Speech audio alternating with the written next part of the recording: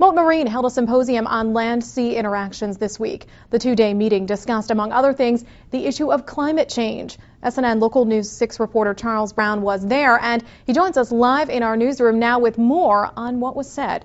Charles.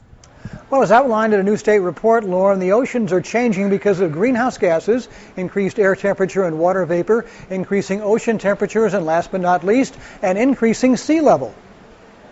Sea level rise is the point of departure, but it's getting us into areas and some very constructive discussions with private sector, environmental sector, and public sector officials on issues of growth management and land use planning. Research indicates that sea level water temperatures have risen by an average of 0.5 degrees Fahrenheit between the 1950s and the 1990s. The research also indicates that the world's oceans are becoming more acidic. What we need to focus on in terms of policy tools and processes are things that are already in place but cut across issues like land use planning and growth management, again, which can be very contentious sometimes. These environmental trends are something that affect not only the marine environment. Indeed, environmental change goes beyond the scientific. In time, it could undermine the way we live, not to mention the economic damage that could result if steps aren't taken to reverse what could become an irreversible trend. Basically, the idea is to get an early start on planning for these things so that we have, a heads up and an advantage when sea levels do start to come closer to our doorsteps.